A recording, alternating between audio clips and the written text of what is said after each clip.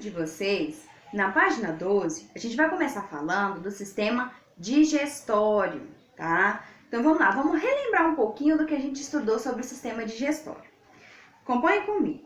O sistema digestório, ele é formado por um longo tubo de composição muscular responsável por mastigar, deglutir, digerir e absorver os nutrientes dos alimentos. Conforme o alimento percorre o sistema digestório, ele sofre transformação, possibilitando a assimilação dos nutrientes pelas células, tá? Agora a gente vai conhecer as etapas da digestão. Os nutrientes presentes nos alimentos são disponibilizados e absorvidos pelo organismo por meio do processo chamado de digestão. É por meio dele também que são formadas as fezes. Vamos estudar agora algumas etapas. A gente vai começar pela mastigação e pela deglutição. Na boca ocorre a mastigação, que é o processo no qual o alimento é cortado e triturado pela ação mecânica dos dentes, auxiliados pela língua.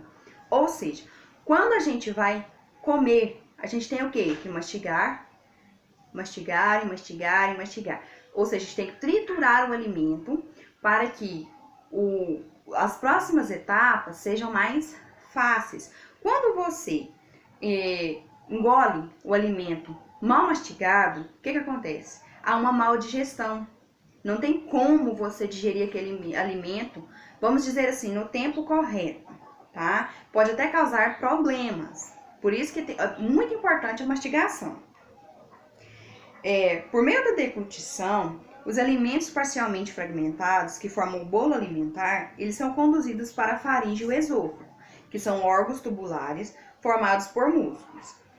Esse movimento ele é mecânico e voluntário, tá? Mas assim que é engolido, o bolo alimentar ele é conduzido do esôfago até o estômago por meio dos movimentos peristálticos, que são involuntários, ou seja, a gente não consegue controlar esses movimentos. Aí temos aí duas imagens, que mostra a localização das glândulas salivares, tá? Que estão indicadas pelas setas, e do outro, o esquema explicativo dos movimentos peristálticos. Então lá, primeiro os músculos se contraem e os músculos relaxam, tá? Então eles se contraem e relaxam, contraem e relaxam.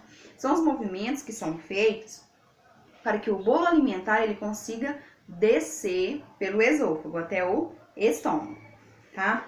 Quando chega no estômago, há a formação do quimo. Mas o que é o quimo?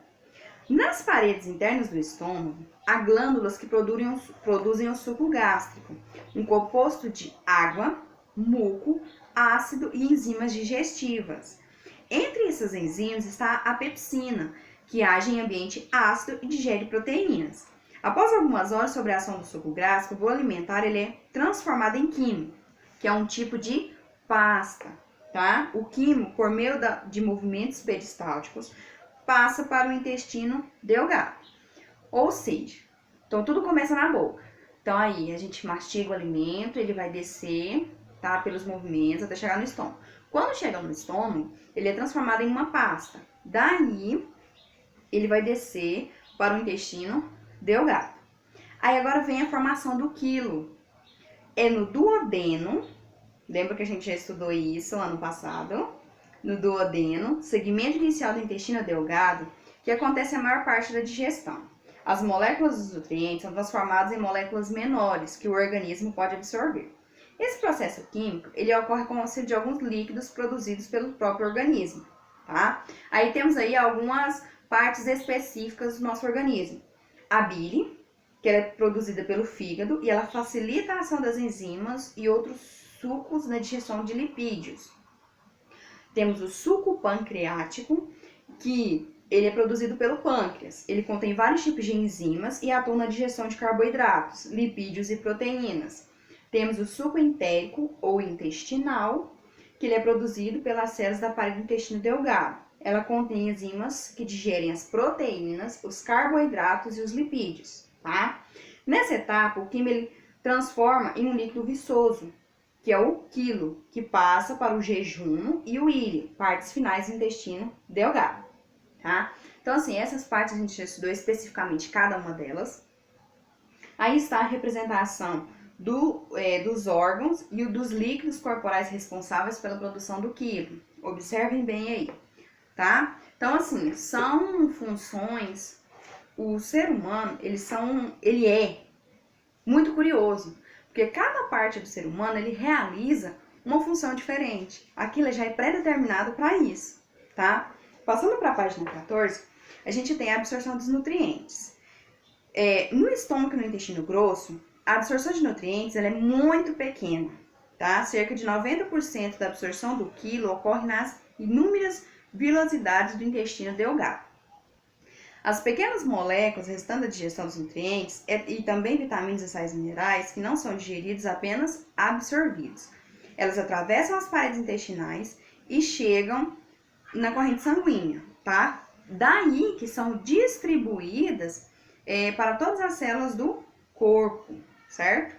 Agora tem a formação das fezes. No intestino grosso ocorre a absorção da água presente no material vindo do intestino delgado e de alguns nutrientes, como certas vitaminas e sais minerais. A absorção da água é essencial para hidratar o organismo. Como processo, ocorre a formação das fezes, constituídas de uma pequena parte restante de água dos resíduos que sobraram dos alimentos após a digestão. Então, as fezes são armazenadas temporariamente no intestino grosso, até ocorrer a defecação, ou seja, a eliminação, tá? Então, assim, é tudo estruturado. Se, por exemplo, é um sistema, se der um probleminha lá em cima, vai atrapalhar todo o restante do processo. Por isso, repito, torno a falar para vocês, a mastigação ela é muito importante.